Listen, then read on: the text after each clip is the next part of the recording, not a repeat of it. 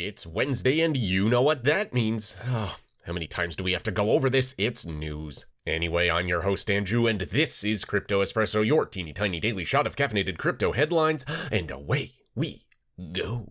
First up, Kraken has reportedly been under investigation for 3 years over alleged sanctions violations. According to the New York Times, the crypto exchange has allowed users in Iran to buy and sell crypto. Multiple sources say the U.S. Treasury Department is expected to impose a fine. Awkwardly, Kraken was against banning all Russian users after the invasion in Ukraine and instead said that trading fees collected from these accounts would be donated to those displaced by the conflict. Internal conversations obtained by the Times suggest Kraken's chief executive was prepared to break the law if the benefits to the company would outweigh fines. Meanwhile, on their end, Kraken says it closely monitors compliance with sanctions laws. Cathie has dumped Coinbase stock for the first time this year. Overall, ARK Invest sold 1.41 million coin shares, which had been distributed across 3 funds. They were worth roughly $75 million.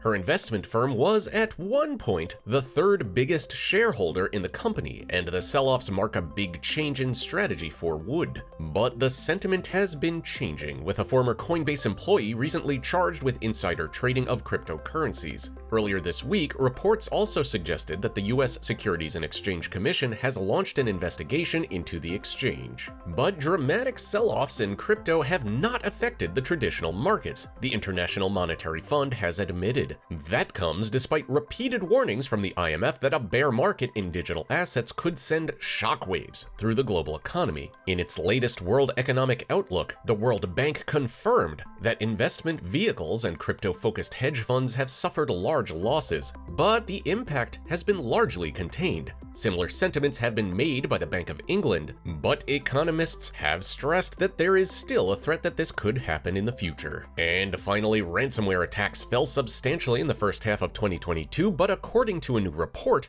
cybercriminals are now turning their attention to other strategies. The cybersecurity firm SonicWall says incidents of cryptojacking have surged by 30%, and experts believe this is a sign that some ransomware operators are ready for a quieter life. Cryptojacking attacks involve infecting a victim's computer with malware that's designed to mine cryptocurrencies, and more often than not, it's deployed through web browsers. Attacks on the retail industry have surged by 63% so far this year, with incidents in the financial sector up 269%. Speaking of math, normally when you finish a YouTube video, you got a 50-50 chance at click like button. But Crypto Espresso isn't normal, so it's more like a 66 2/3% chance at click like button, subscribing to our YouTube channel, and getting buzzed whenever a new Crypto Espresso video goes live. Meanwhile, Alex is a genetic freak when it comes to knowledge. Ask Alex in the description below for more info on today's headlines or crypto in general. Alex is also an expert of all things Web3 and that metaverse thing that Mark Zuckerberg knows has a 141 2/3% chance